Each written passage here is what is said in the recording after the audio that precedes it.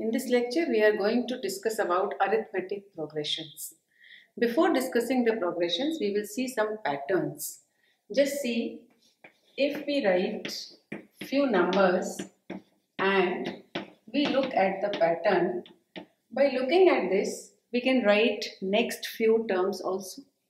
So, a general term of this particular pattern can be 10n, where n is a natural number. Similarly, if I write 1, 4, 9, 16 and so on. So this is a pattern of squares of natural numbers. So its nth or the general term can be n squared, where n is equal to a natural number. So like this, if we write some patterns, for example, 2, 4, 6, 8 and so on, 1, 3, 5, 7 and so on, or 10, 9, 8 and so on. So what is this? These are following some rules. So these are the patterns, or we may call them the sequences. They are following some particular rule. On the basis of that, we can write their nth term. But there are few patterns for which we may not write its general or nth term. Let's see. If I write 2, 3, 5, 7, 11, 13. These are under some pattern. Why? Because they are the prime numbers. But if I simply ask, write the 50th prime number or 60th prime number, means literally we have to write and we have to find out. So these type of patterns, we cannot write a particular general term for that. Similarly, if we write composite numbers 4, 6, 8, 9, we can talk about them, that these are the numbers having exactly 2 factors, prime numbers. These are the numbers having more than 2 factors. But a particular general term we cannot find. But all others what I have discussed, these are the patterns whose nth term also we can write. But what about arithmetic progression? Arithmetic progression is that sequence in which we add a fixed number to the preceding term, and except the first term. The first term is represented as small a, and in that small a, if we keep on adding a fixed number, then the formed pattern, or we can call it as a sequence, series or list of those numbers or the values, will form an arithmetic progression. So this is the first term, and the next term will be a plus d. So these will become the terms of arithmetic progression, and the first term will represent as a1, second term we will call it as a2 and a3 and so on. Now, if we look at the arithmetic progression, as I said, a fixed value, a fixed number which is to be added to the previous one. So the first term is a, second term is a plus d, the third term is a plus d plus d, because what we are adding? A fixed value. And what is that fixed value? That is d, which is called the common difference. This d is called the common difference.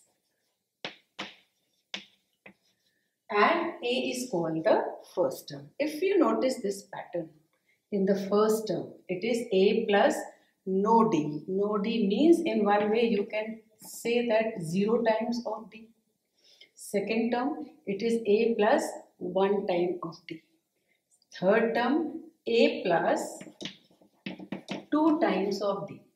So on the basis of this pattern, if I say 10th term, so 10th term will be a plus 1 minus less than the number of term, because if you look at the pattern, in the first term a plus 0d, second term a plus 1d, third term a plus 2d. So how many d's are there?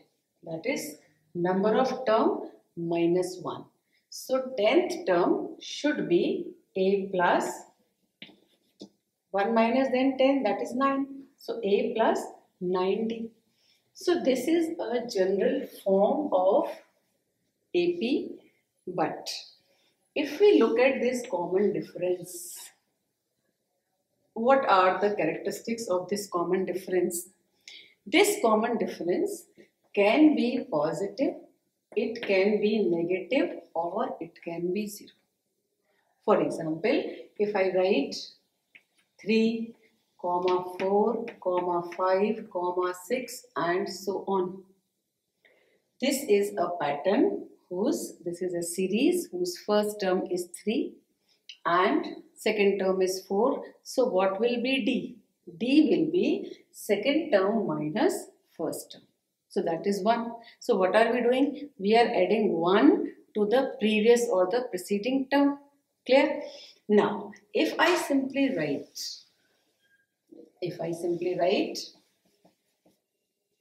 10, 9, 8, 7 and so on. So here the first term is 10. Next term is 9. So what are we adding in this? Basically 9 minus 10 is minus 1. Okay. So in 10 what are we adding? We are adding minus 1. So here D is negative. Okay. So D can be positive. In this case D is 1. Why? Because 3 plus 1 is 4. 4 plus 1 is 5.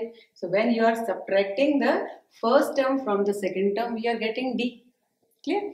Similarly here, when we are subtracting this 10 minus A2 minus A1 means second term, from second term we are subtracting the first term, that will give us the D. Now, in the case, suppose the pattern is like this. 3, 3, 3 and so on. So here first term is 3 and if I say this is second term, this is first term and this is third term, how will I get D? I'll get D by A2 minus A1. Always D is the difference of two consecutive terms, means the coming one, that minus the previous one. So A2 minus A1, here in this case, A2 minus A1 will be 0. It means in this case, D is equal to 0. So what have we observed? D can be positive, D can be negative and D can be 0 also. So these all type of sequences or the list, we can call them as the word sequence or list or series or progression. Okay. Now, on the basis of this, we will see how can we find out the nth term. So previously what we had seen, when we wrote a particular term, for example, fifth term, as we have seen already, it will be A plus 1 minus then the number of terms, so A plus 4D. On the basis of this, if we want to write nth term will be A plus n minus 1 into D. So, for any AP, we call it in the short form AP, A1, A2, A3 and so on, AN will be called the nth term. But in case there are more terms than n, then we can represent it by any particular letter. Suppose there are k terms in this AP. So we can write it like this. This is the nth term, but it is a AP in which k terms are there. Means This is the last term. Nth term can be a particular number of terms.